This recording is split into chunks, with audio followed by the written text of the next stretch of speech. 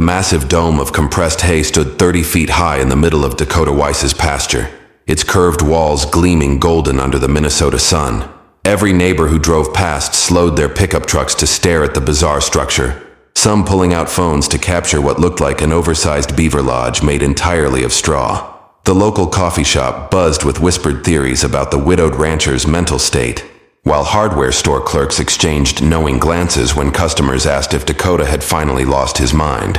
But none of them understood the intricate ventilation system hidden within those compressed walls, or noticed the steel reinforcements barely visible beneath the organic exterior. Most importantly, none of them realized that winter was coming earlier than predicted.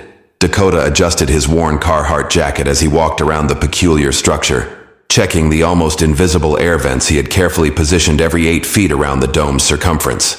3 months of backbreaking labor had gone into compressing over 200 bales of premium alfalfa into this revolutionary design, each layer strategically placed to create maximum insulation while maintaining structural integrity.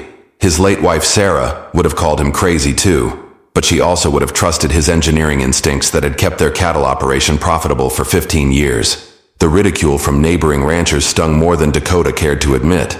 Tom Bradley from the adjacent spread had actually driven onto his property yesterday, demanding to know what kind of eyesore was ruining their property values. Elena Cross, the local veterinarian, had been more diplomatic during her monthly herd check, but Dakota caught her photographing the structure when she thought he wasn't looking. Even her 12-year-old son Finn had asked pointed questions about whether Mr. Weiss was building some kind of fort. Traditional Minnesota cattlemen relied on conventional barns and metal shelters that required expensive heating systems during brutal winter months. Dakota's research into ancient Inuit construction methods had revealed how properly designed dome structures could maintain internal temperatures through body heat alone. But explaining thermal dynamics to stubborn ranchers was like teaching calculus to his Holstein bulls. The compressed hay walls would provide insulation superior to modern buildings, while the dome shape would distribute wind loads that regularly collapsed rectangular structures. His smartphone weather app showed the first major storm system approaching faster than meteorologists had predicted. The National Weather Service had issued winter storm watches for the entire region, warning of potentially historic snowfall amounts and dangerous wind speeds. Dakota's neighbors were still preparing their heated barns and hoping their backup generators would survive another season. But as he examined the final construction details of his hay igloo, Dakota realized he had overlooked one critical factor that would determine whether his innovation saved lives or became his ultimate humiliation. The test would come sooner than anyone expected. The forgotten factor hit Dakota like a physical blow as he stared at his creation. Ventilation was perfect, insulation was superior, structural integrity was sound. But he had never tested the entry system under emergency conditions. The single opening he had designed was barely wide enough for cattle to enter single file, and in a panic situation, animals would trample each other trying to reach safety. His revolutionary shelter could become a death trap if frightened livestock stampeded toward the narrow entrance during a blizzard. Elena Cross drove up the gravel road in her veterinary truck, emergency lights flashing as she responded to a call about a sick heifer in Dakota's north pasture. She parked near the peculiar hay structure and stepped out, her medical bag in one hand, and her phone already dialing the rancher's number. Finn had begged to come along on this emergency call, claiming he needed to interview local farmers for a school project about innovative agriculture, but Elena suspected her curious son simply wanted another look at the mysterious dome. "Dakota, your heifer's showing signs of respiratory distress," Elena called out as she approached the structure where he stood motionless. "We need to get her isolated and start treatment immediately." She noticed his pale complexion and realized something beyond veterinary emergencies was troubling him. "What's wrong? You look like you've seen a ghost." Dakota gestured helplessly at the hay igloo. "I spent 3 months building the perfect winter shelter and forgot the most basic element of emergency design. Look at that entrance, Elena. It's designed for calm, organized movement, not panic." He kicked at the frozen ground, his breath forming white clouds in the increasingly cold air. "If animals rush this thing during a storm, they'll crush each other trying to get inside." Finn emerged from behind the veterinary truck, his smartphone already recording video of the strange structure. "Mom, this thing is incredible. I've been researching igloo construction online, and Mr. Weiss basically built a giant version using agricultural materials instead of ice blocks. The boy walked closer to examine the compressed hay walls, running his hands along the smooth surface. But why is there only one door? Wouldn't you want multiple exits in case of fire or something? Elena's professional mind immediately grasped the safety implications. Emergency exits weren't just building code requirements for human structures. They were life-saving necessities for livestock facilities. A single entry point created dangerous bottlenecks during crisis situations, especially when dealing with panicked animals that could weigh over 1,000 pounds each. Modern barn design always included multiple access points to prevent exactly this type of potentially fatal scenario. The weather radio in Dakota's truck crackled to life with an updated forecast.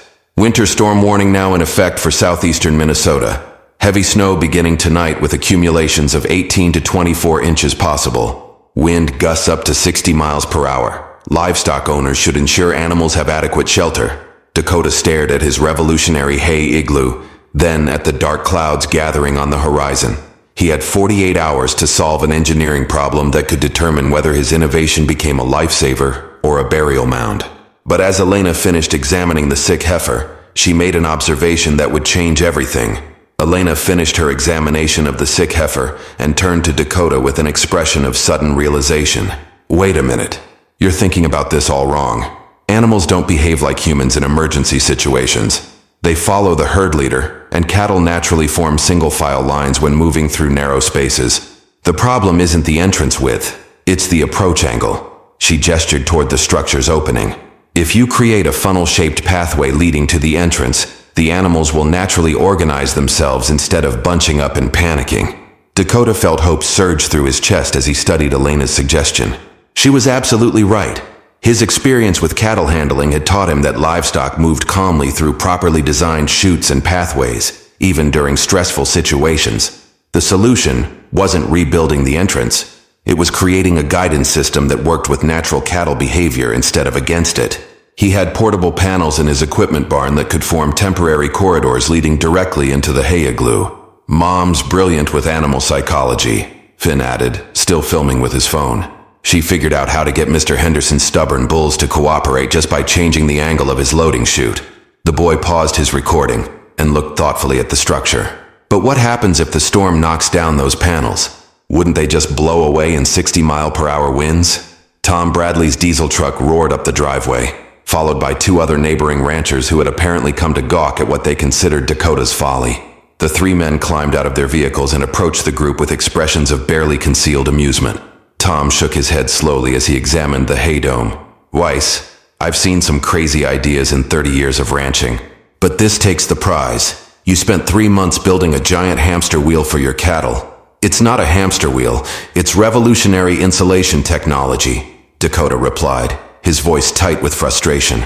This structure will maintain internal temperature through thermal mass and body heat, eliminating heating costs completely. He gestured toward the dome's curved walls.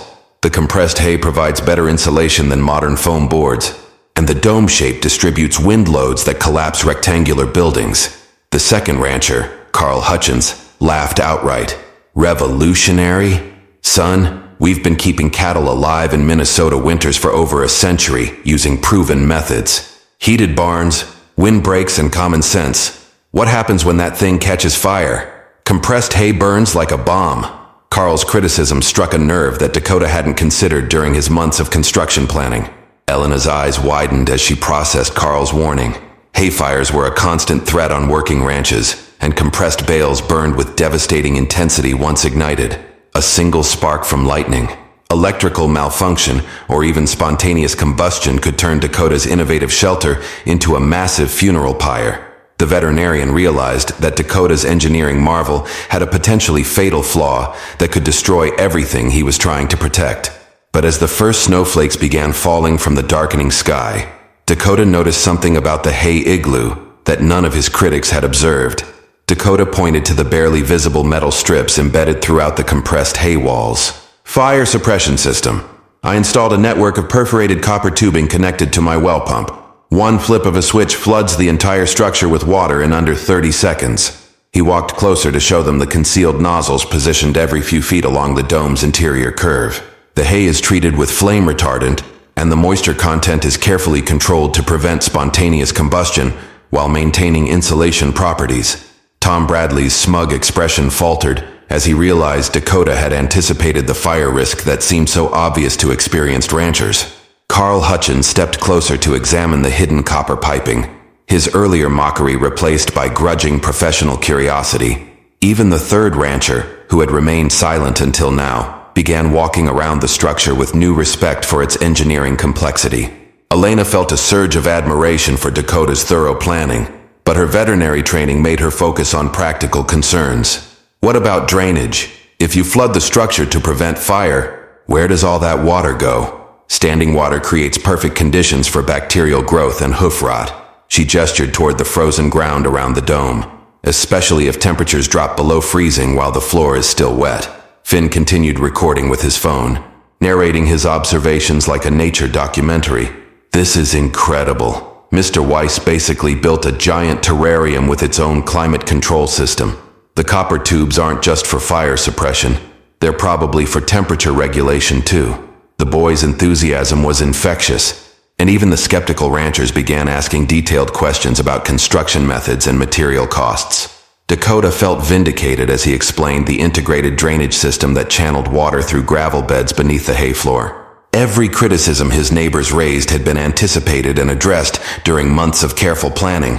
The structure represented 15 years of accumulated knowledge about cattle behavior, Minnesota weather patterns, and agricultural engineering principles that most ranchers never bothered to study. The snowfall intensified dramatically as they talked, transforming from scattered flakes into a steady curtain of white that reduced visibility to less than 50 yards. Tom Bradley checked his phone and frowned at the updated weather forecast. Guys, this storm is tracking faster and stronger than predicted. They're now calling for 30 inches of snow with hurricane-force winds. My generator barely kept up during last February's blizzard, and this is supposed to be twice as bad. Carl Hutchins looked genuinely worried as he climbed back into his truck. I need to get home and move my herd into the heated barn before this gets worse. Dakota, your contraption better work, because if those winds hit 60 miles per hour, half the conventional shelters in this county are going down. He paused before closing his truck door. And if your cattle freeze to death in that thing, Elena's going to have a lot of explaining to do to the state agricultural inspector. Elena realized with growing alarm that Dakota's hay igloo was about to face its ultimate test under conditions more severe than anyone had anticipated. But as she prepared to leave with Finn, her son made an observation that changed everything they thought they knew about the approaching storm. Finn stopped recording and stared at his phone screen with wide eyes. Mom, look at this radar image. The storm isn't just bigger than predicted. It's changed direction completely. It's going to hit us head-on instead of passing to the south. He showed Elena the weather app that displayed a massive spiral of green and red covering most of Minnesota and Wisconsin. We're going to be in the center of this thing for at least 18 hours.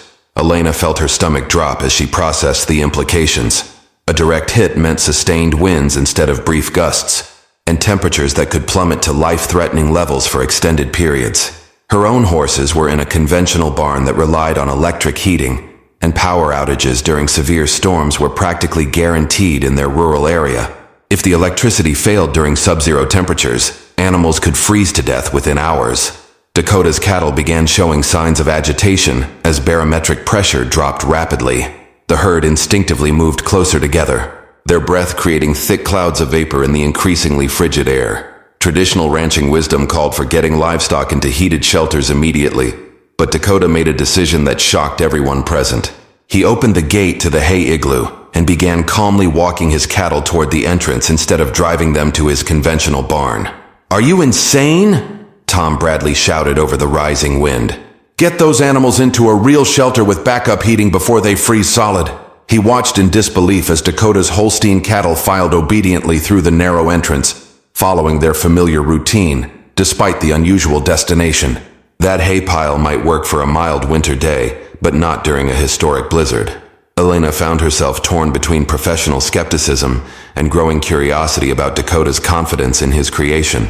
She had spent years treating livestock injuries caused by inadequate winter shelter, and her veterinary oath required her to speak up if animals were in danger.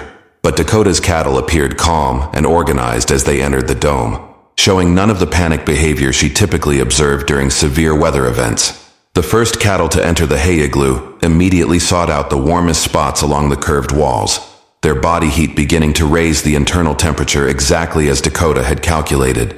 The compressed hay walls started functioning like a massive insulation system, trapping warm air while blocking the brutal wind that now howled across the exposed pasture at 40 miles per hour. Finn continued documenting the process with his phone, but his excitement turned to concern as he noticed something alarming about the storm's progression.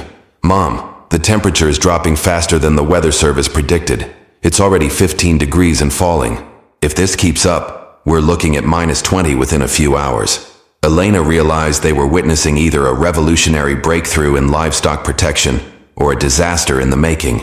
But as the full fury of the blizzard struck Dakota's property, she discovered that the hay igloo held a secret that would determine not just the survival of his cattle, but the fate of everyone caught in the storm's path. The secret Elena discovered was heat retention beyond anything conventional shelters could achieve. Within 2 hours after the cattle entered the hay igloo, internal temperature had risen to 45 degrees despite outside conditions dropping to -15 with howling winds. The compressed hay walls absorbed and held body heat from 43 Holstein cattle, creating a microclimate that defied the deadly blizzard raging outside. Dakota's calculations had been conservative. The structure was performing better than his most optimistic projections. Elena's phone rang with an emergency call that made her blood run cold. "Dr. Cross, this is Sheriff Martinez. We have a situation developing on County Road 7. Multiple vehicles are stranded in whiteout conditions, including a family with 2 small children. The snowplows can't get through, and we're looking at temperatures dropping to -30 before dawn. Do you know of any emergency shelters in that area?" Elena realized immediately that Dakota's property was the closest refuge to the stranded motorists. County Road 7 ran directly past his ranch, and the hay igloo was positioned less than 200 yards from the roadway. "Sheriff, there might be an option, but it's unconventional. Dakota Weiss has a livestock shelter that could accommodate people temporarily." She hesitated, knowing how absurd it sounded to suggest housing humans with cattle during a life-threatening emergency. Dakota overheard the conversation and made an immediate decision that surprised everyone. "Tell the sheriff to guide those people here. The igloo has enough space and heat capacity for humans and livestock together. It's not comfortable, but it will keep them alive." He began calculating load capacity in his head, realizing that additional human body heat would actually improve conditions for everyone inside the structure. Finn's eyes widened with excitement despite the serious situation. "This is incredible. Mr. Weiss built something that can save people, not just animals. It's like a real-life survival shelter that nobody understood until right now." He continued recording as Dakota prepared the hay igloo for human refugees, clearing pathways and organizing space to accommodate desperate families. The first stranded vehicle arrived 20 minutes later, guided by sheriff's deputies through the blinding snow. A young couple emerged from their disabled car carrying twin toddlers bundled in every piece of clothing they could find. The woman stared in disbelief at the massive hay dome. "You want us to go inside that thing with cows? Are you serious?" Her husband looked equally skeptical until Dakota explained how the structure worked. "Ma'am, that hay igloo is currently maintaining 45 degrees internal temperature, while it's -20 outside. Your children will be warm, dry, and safe until the storm passes and rescue crews can reach us." Dakota's calm confidence was reassuring, but the family remained hesitant about sharing shelter with livestock during a historic blizzard. Elena checked the toddlers quickly and confirmed they were showing early signs of hypothermia. Their lips had a blue tinge, and their shivering was becoming uncontrollable despite heavy winter clothing. Medical training told her they needed immediate warming or faced serious danger within the next hour. But as more headlights appeared through the snow, she realized this was only the beginning of a much larger emergency. 3 more vehicles struggled through the storm over the next hour, their occupants desperate for shelter as temperatures plummeted to -28 degrees. An elderly couple from a stranded medical transport van joined 2 teenagers whose car had slid off the icy road and a traveling salesman whose truck had broken down completely. Dakota organized the refugees efficiently, positioning them along the warmest sections of the hay walls, where radiant heat from the cattle provided maximum comfort. The hay igloo now housed his herd of 43 Holsteins, 2 adults, 4 children, 3 elderly individuals, and 2 teenagers in a space that defied every conventional wisdom about emergency shelter. Internal temperature stabilized at 52 degrees as human and animal body heat combined to create a survival ecosystem that kept everyone safe despite hurricane-force winds battering the structure outside. The compressed hay walls dampened sound, creating an almost peaceful environment while the storm raged with deadly intensity beyond their protective dome. Elena moved between the refugees, checking for hypothermia symptoms and ensuring everyone remained stable throughout the long night. The toddlers had recovered quickly in the warm environment, playing quietly while their parents marveled at the unconventional but effective shelter. Finn documented everything with his phone, creating a real-time record of how Dakota's ridiculed innovation had transformed into a genuine lifesaver for 12 human beings. Sheriff Martinez radioed regular updates about deteriorating conditions throughout the county. Dr. Cross, we have 17 vehicles stranded on various roads, but your location is the only functioning emergency shelter. 3 conventional heated barns have lost power, and the community center's generator failed an hour ago. How many more people can that hay structure accommodate safely? Dakota quickly calculated the heat production, oxygen consumption, and spatial requirements. Sheriff, we could handle maybe 15 more people maximum before carbon dioxide buildup becomes dangerous, but we'd need to monitor air quality closely and possibly crack the entrance for ventilation if overcrowding becomes critical. He had never imagined his agricultural innovation would become the primary emergency shelter for an entire rural community. The traveling salesman, initially horrified by the prospect of sharing space with cattle, became Dakota's most vocal supporter as he experienced the structure's effectiveness firsthand.